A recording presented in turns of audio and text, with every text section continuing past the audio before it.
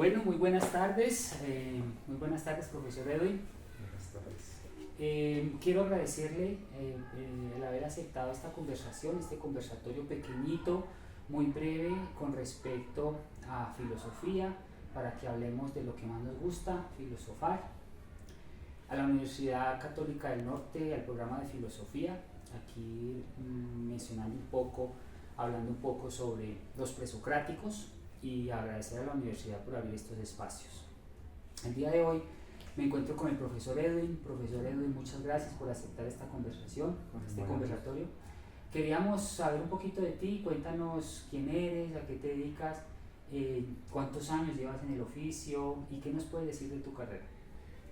Bueno, yo soy un estudiante de filosofía todavía porque pues con el correr del tiempo se da uno cuenta que la inquietud por la ciencia primera, por la filosofía, pues es algo que se tiene que estar alimentando todo el tiempo. Estudié filosofía ya hace varios años, soy profesor más o menos hace unos 30 años. Eh, la labor como profesor de filosofía pues ha sido en el contexto de la educación secundaria.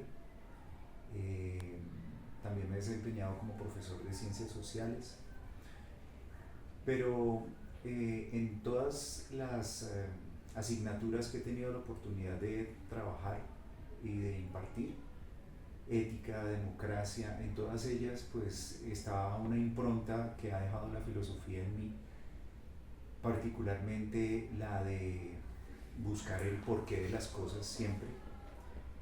Y pues siento que eso es como el germen que le deja a uno el estar inquieto por preguntarse sobre el sentido que tiene de existir, ¿no? Excelente. Y sobre todo, bueno, muy acorde a lo que vamos a hablar, a conversar el día de hoy, y le propongo nos conversemos un poquito sobre el principio de las cosas, cómo es su percepción, por ejemplo, o qué podemos hablar de la percepción del ser, un poquito del arjé. Vamos a remontarnos un poquito, le invito a remontarnos en esa época griega de los presocráticos, y hablemos un poco del mito a logos. Mi postura dentro de las investigaciones que yo he hecho, profesor Edwin, yo considero que es un poquito abrupto decir paso del mito al logos. Yo les llamo más bien una transición. ¿Transición en qué sentido? Es decir, que se abre un nuevo camino. Más que ir en contravía, se abre un nuevo camino. Porque si miramos, Tales es el primer físico que propone, por ejemplo, que el agua como elemento material como principio de todas las cosas. Pero si miramos cuánto tiempo pasó de la muerte de Tales a Aristóteles, estamos hablando de unos 250 años aproximadamente, y Aristóteles menciona en su libro de Metafísica: aún sigue presente Dios, aún sigue estando presente ese motor inmóvil, y Aristóteles asocia mucho a el arjé como ese motor inmóvil que mueve sin ser movido. ¿Qué quiere decir todo esto? Abarnano inclusive habla de que Grecia es considerada como la Grecia medieval. O sea, interesante cómo se gesta en toda Grecia ese principio teológico, y siempre ha estado presente. Por ejemplo, en la Edad Media también ininterrumpidamente Dios ha estado presente. O sea, yo digo que en pocas palabras, un paso del mito al logos realmente se dio, o realmente se abrió más bien una avenida llamándole ahora logos. No sé cuál sea tu opinión con respecto, empezando por ahí. Empecemos por mito a logos y luego podemos ir mirando un poco lo de los físicos. Bueno, la parte mitológica pues puede tener varias interpretaciones. Me inclinaría yo a pensar más que por las características culturales que tenían los griegos, había una necesidad de regular su sabida soberbia ¿no?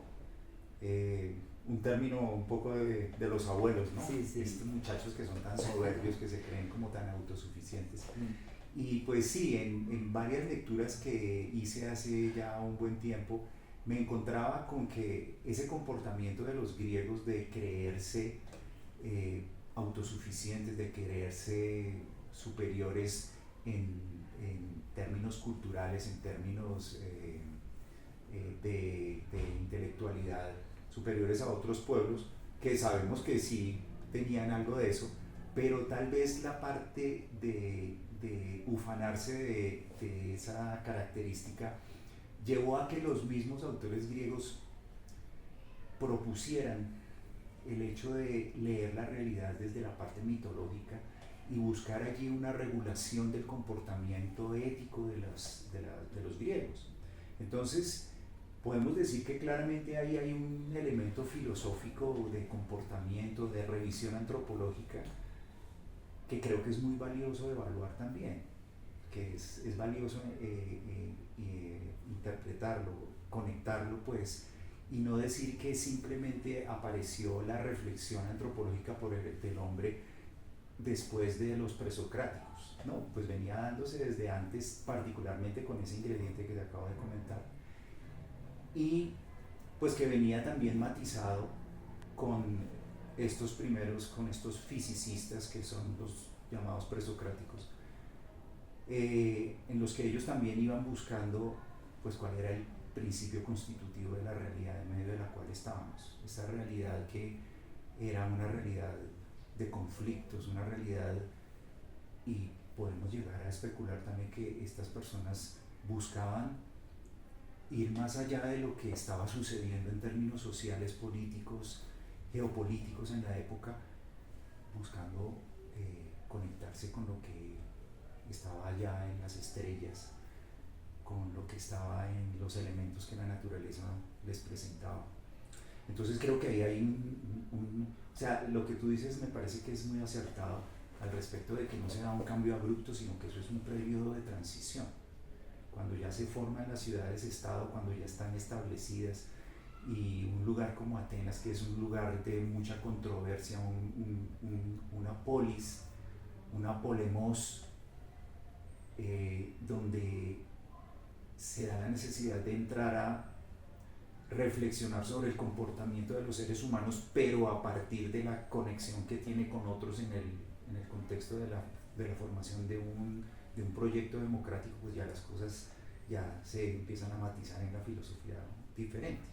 Pero no quiere decir que sean discursos distintos, o sea, son discursos que vienen, digamos que cambiando con el tiempo, evolucionando, y se van complejizando y enriqueciendo, diría yo, para poder ver la filosofía hoy en día desde nuestra perspectiva como algo que ha sido de una gran riqueza todo el tiempo.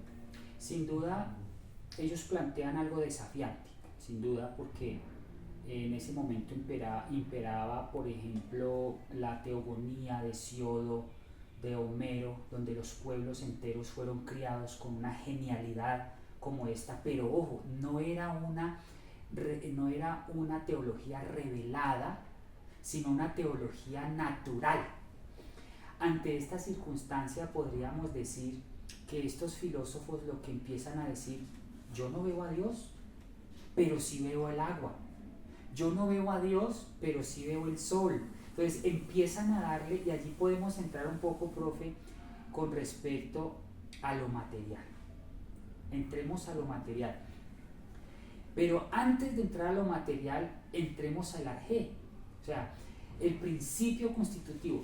Por ejemplo, yo estuve mirando en la concordancia Strong de James Strong la palabra arjé, y él menciona que el arjé dentro de su etimología significa iniciación, concretamente jefe, aplicación en orden, tiempo, lugar o rango.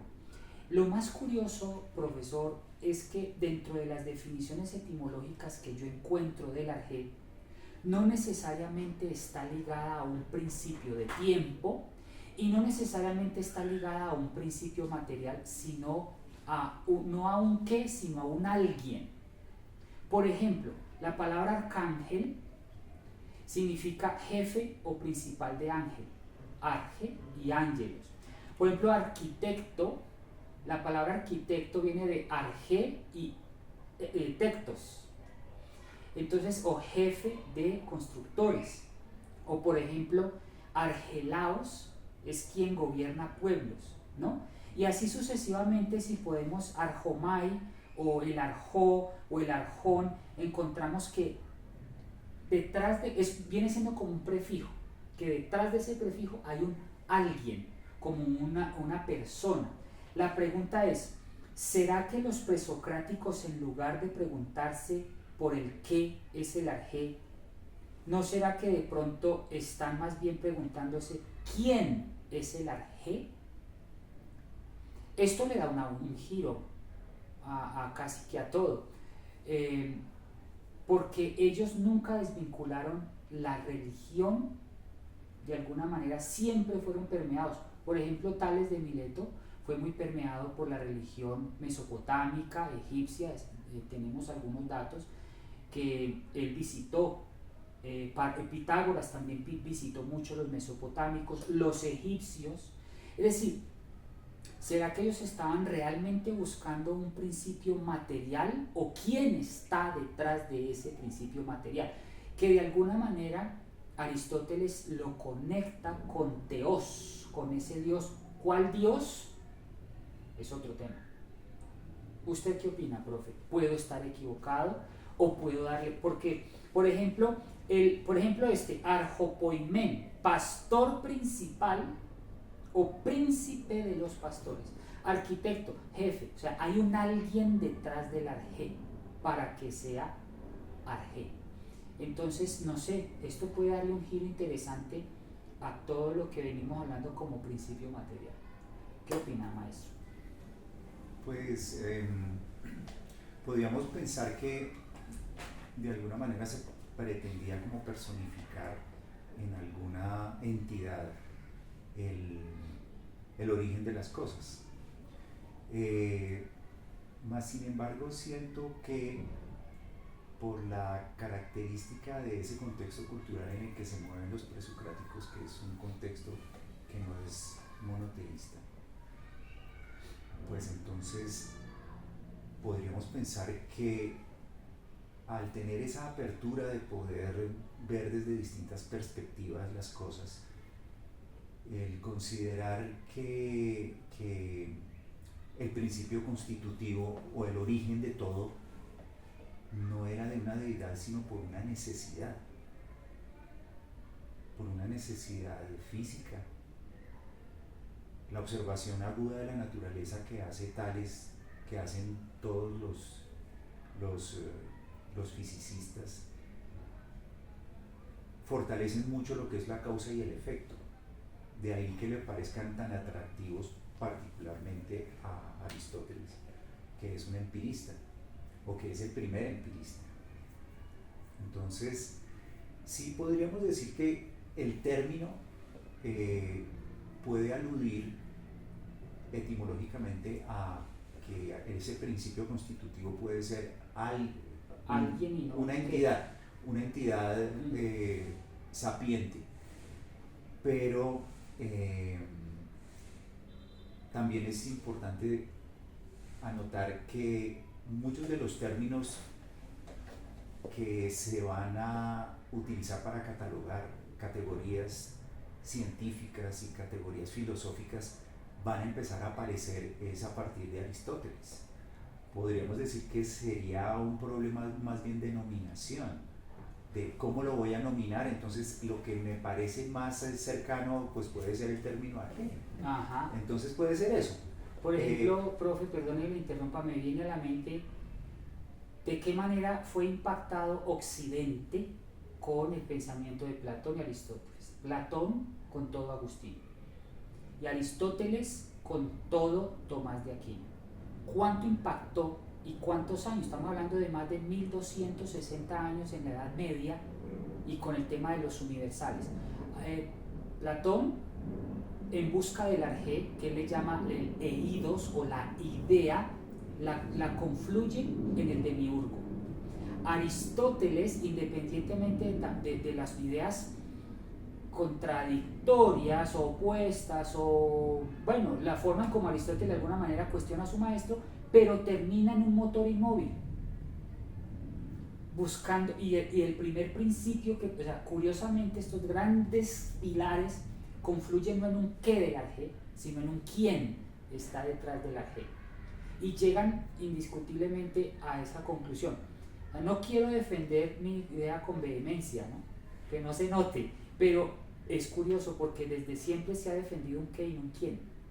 Entonces no sé, y hasta ahora, de hecho, la metafísica hasta ahora realmente se está tratando de desligar, pero no ha podido, por ejemplo, el ser de Parménides. ¿Qué opina al respecto? Por ejemplo, el ser de Parménides, y cómo podemos también hacer una conexión, el Tonteón y el Dasein de Heidegger, y cómo el ser también termina siendo, el ser es y el no ser no es. O sea, el ser siempre es a pesar de sus causas, pero el ser nunca deja de ser. ¿Quién es el ser o qué es el ser? Parménides dice es inmortal, eterno, ¿no? Entonces fíjate que no estamos hablando de un qué, sino de un quién. ¿Será?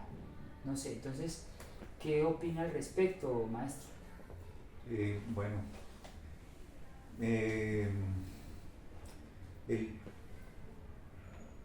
yo creo que cuando hablamos de la justificación de un primer ser que es el que genera el desencadenamiento de todos los sucesos que producen el ser, digámoslo así, que producen todos los seres, hablando de un Dios, yo no le vería mucho la frontera entre eso y lo necesario, la necesidad. Vuelvo a la cuestión de la nominación. El hecho es que tanto en una como en la otra, el hecho de creer permanece en nosotros. Creo que el origen es material, creo que el origen es inmaterial. ¿Qué tan trascendente es eso? Lo que sí es cierto es que ese origen tuvo que haber ocurrido. Podemos especular de muchas maneras, pero lo que sí es cierto es que ese origen se dio. Se dio y lo podemos percibir. Sí, a través de la causa y el efecto. Exacto, no sí. Gratis, Tomás de Aquino, que era un hombre con esa fortaleza espiritual, como nos la han presentado a través de tantos siglos, pues se da, como dicen los abuelos, se da la pela de coger y traer a Aristóteles para desarrollar su propuesta de las 5 vías de la existencia de Dios. Y claramente son, o tienen su origen en la observación de la realidad de una manera muy aguda, pero también en la forma como se argumenta. O sea, también digamos que es un problema de nominación, de generación de la palabra, de generación del término, para poder hacernos una representación de esos fenómenos ante los cuales no hemos sido espectadores nunca, sino que a través de la inquietud intelectual pues nos preguntamos, ¿no? nos generamos la conjetura. Para ir ya redondeando el tema y ya ir terminando con esta conversación que sin duda es rica, hablemos un poco de los monistas y los pluralistas. ¿Y qué crees tú que tenía en mente Tales cuando pensó en el agua? ¿Qué tiene el agua para que él dijera venimos del agua y somos del agua? Y para mí el arjé es el agua, diría Tales. ¿Tú qué puedes decir con respecto al agua? ¿Por qué el agua es tan especial? ¿Por qué él constituye el agua como un elemento material constitutivo? De hecho, ¿por qué ahora le estamos racionando? Es supremamente necesaria para la vida.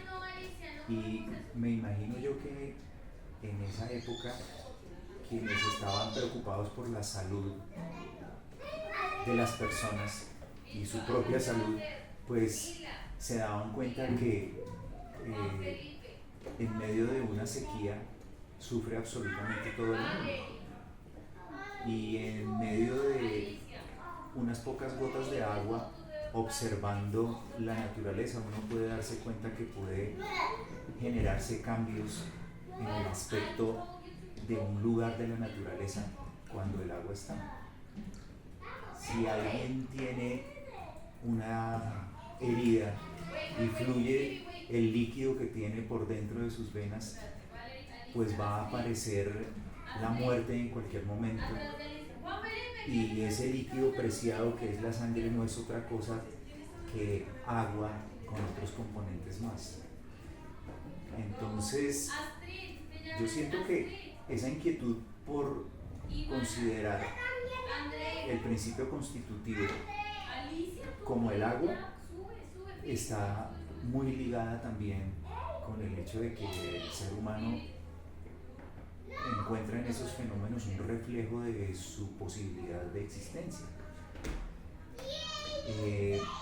Creo que él fue muy agudo al considerar que el agua era el principio constitutivo de las cosas.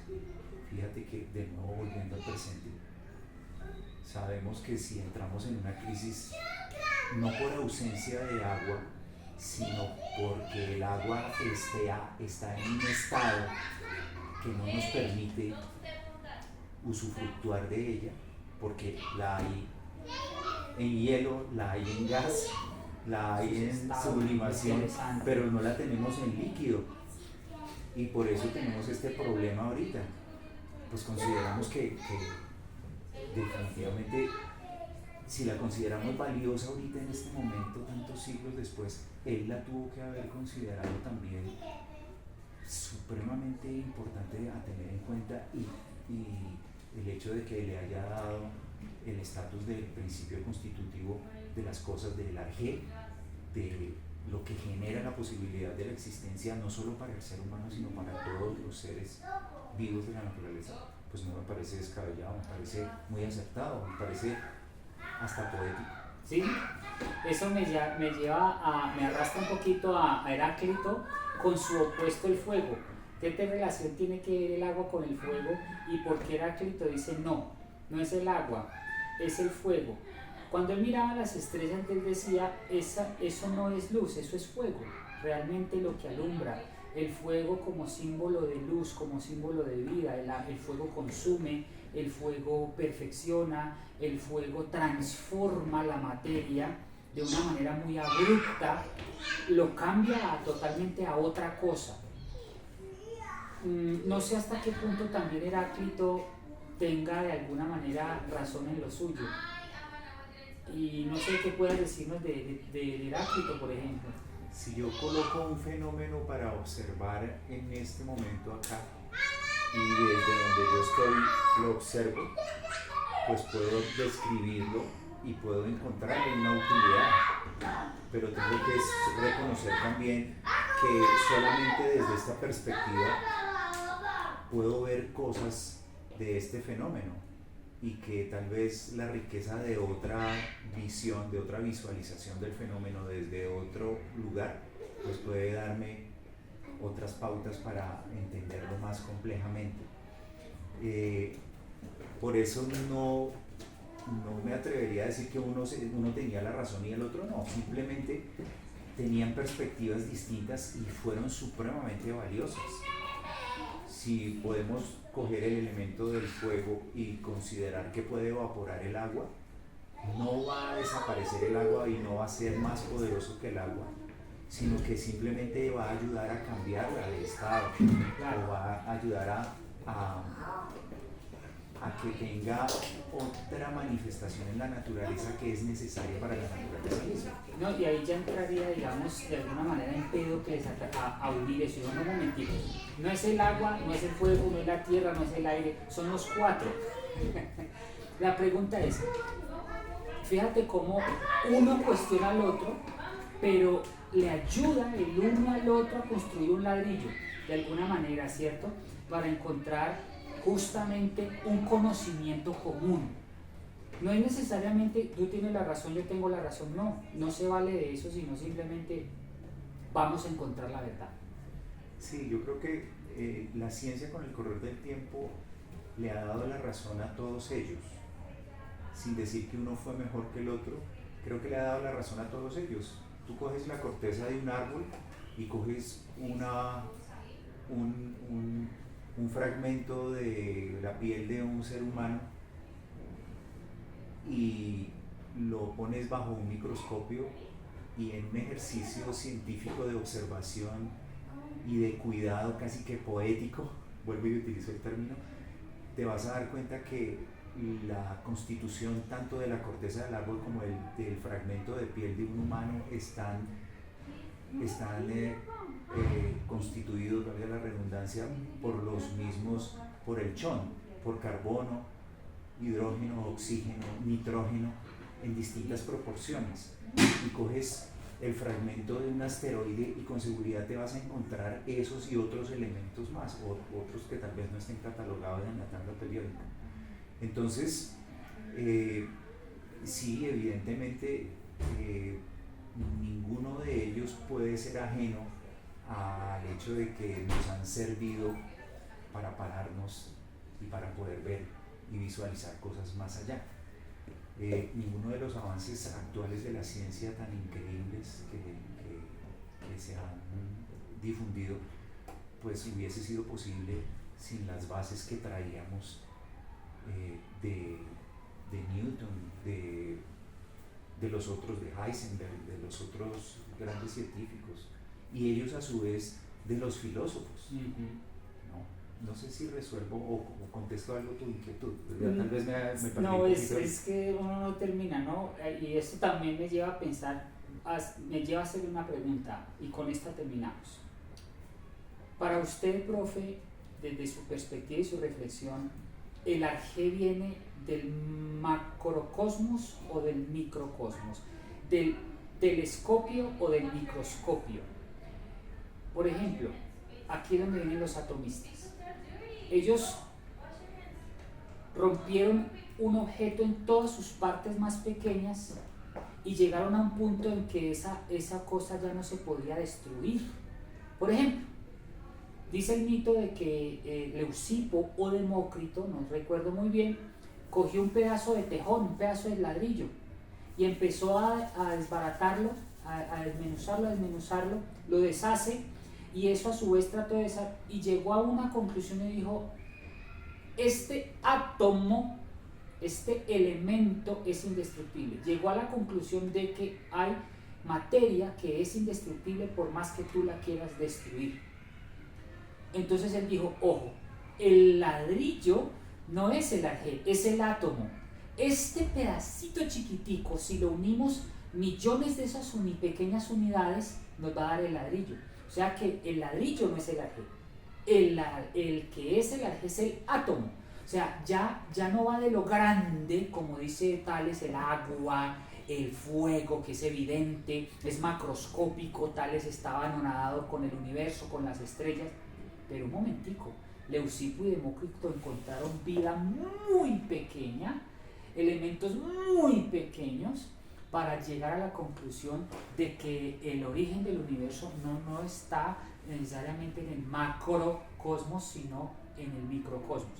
Le voy a poner un ejemplo, profe. Resulta que la doctora Anna Minekan menciona a los quarks y a los leptones, que son componentes fundamentales de los protones y los neutrones, y para estudiar estas micropartículas se utilizan aceleradores de partículas con el gran colisionador de hadrones LHC.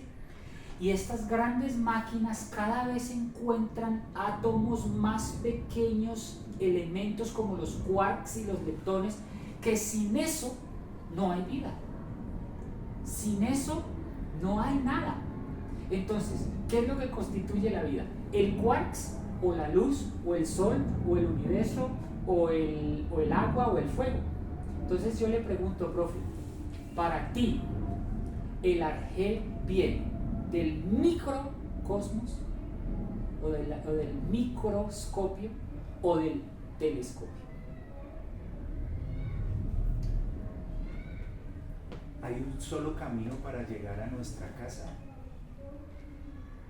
Si salimos de aquí y vamos a tu casa, ese es un camino. Pero de tu casa hasta acá hay otro. ¿Cuál es el verdadero?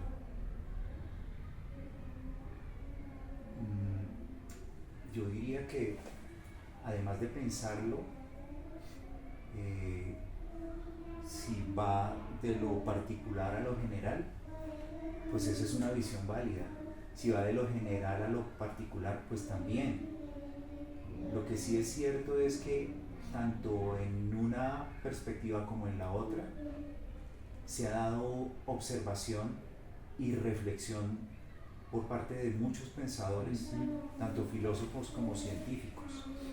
Y esa es una de las cosas bonitas de la filosofía, que por donde tú quieras empezar a desarrollar el camino, puedes encontrar pasos para realizar, para llevar a cabo. Entonces, no te diría cuál de las dos es el mejor camino, simplemente pues yo vivo en este lugar y desde aquí empiezo a caminar hacia donde considero esto debe es lo ser que mi tengo, destino. esto es lo que veo. Sí, lo importante es no llegar digamos que a la necedad de decir es que este es el único camino que hay.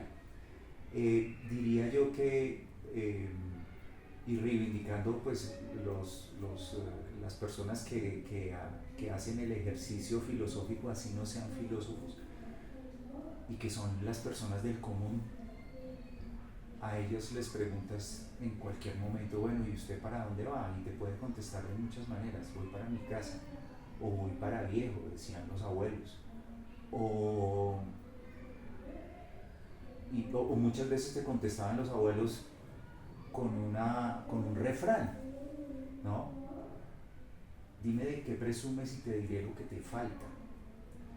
Eso puede ser que no esté ligado con el problema que estamos tratando del arjé y del origen de las cosas, pero sí nos muestra los caminos por los que puede trasegar cualquier persona que reflexiona sobre estos problemas, que en últimas tienen que ver con el infinito, que es una interrogante que el ser humano se generó a sí mismo acerca de, bueno, yo estoy acá y allá habrá algo que no tiene fin. Y si hay algo que no tiene fin, ¿le habrá dado origen a las cosas? Lo importante no es encontrar una respuesta, sino estar en el terreno de la incertidumbre para seguir buscando más preguntas y posibles respuestas. Excelente. Concluimos, o bueno, no sé si esté de acuerdo conmigo, que el tema de la gente entonces sigue siendo inconcluso, y un tema tan actual como hace cientos o casi miles de años. Yo diría que sí, y ojalá que lo siga haciendo, porque claro, necesitamos que las próximas generaciones se sigan haciendo estas preguntas, ¿no? Parte de la labor de la filosofía es mantener viva la inquietud y el asombro, y las preguntas insolubles para que sigamos haciendo dialéctica. Profesor Edwin, un filósofo que le haya marcado su vida hasta el presente, hasta el momento. Uy, yo creo que